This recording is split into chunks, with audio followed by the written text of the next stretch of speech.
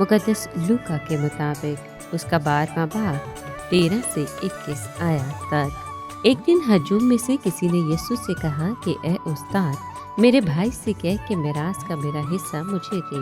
मगर यीशु ने उससे कहा कि मियाँ, किसने मुझे तुम पर काजी या मुक़स्सिम मुकर्रर किया? तब यीशु ने उनसे कहा कि खबरदार रहो और सारे लालच से किनारा करो, क्योंकि किसी की ज़िंदगी उसके माल की फरावानी पर मुनहसर नहीं। फिर यीशु ने उनसे एक तमसील कही कि किसी दौलतमंद की ज़मीन में बहुत फसल हुई और वो अपने दिल में सोच कर कहने लगा कि मैं क्या करूं, क्योंकि मेरे यहाँ जगह नहीं जहाँ अपनी पैदावार जमा करूं। और उसने कहा कि मैं ये करूँगा कि अपनी कोठियाँ ढाऊँगा और बड़ी बनाऊँगा और वहाँ अपना तमाम अनाज और माल जमा करूँगा और अपनी जान से कहूँगा कि ए जान, तेरे पास बहुत सा माल बहुत बरसों के लिए जमा है, चैन कर, खा पी ऐश कर। मगर खुदावंद ने उससे कहा, ए नादान, इसी रात तेरी जान तुझसे तलब कर ली जाएगी, बस जो तूने तैयार किया है वो किसका होगा?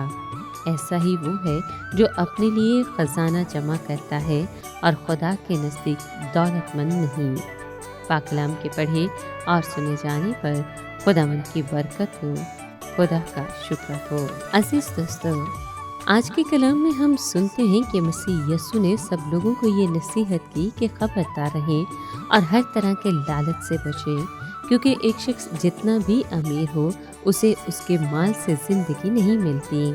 चाहे एक शख्स के पास कितना ही मालो दौलत क्यों ना हो, एक ना एक दिन उसे मरना पड़ेगा और अपना सब कुछ पीछे छोड़ना पड़ेगा।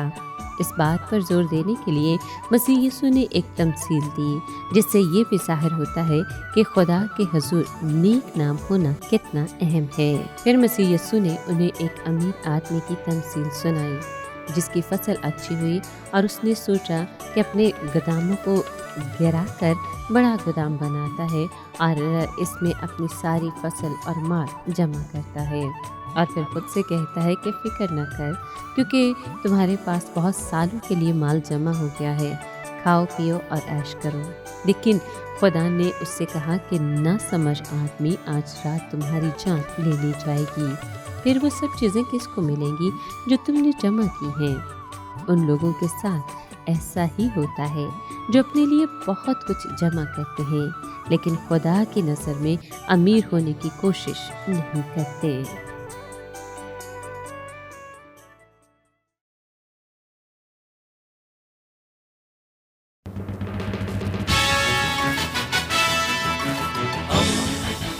दोस्ती का पैगंबर, रेडियो वेरितास एशिया।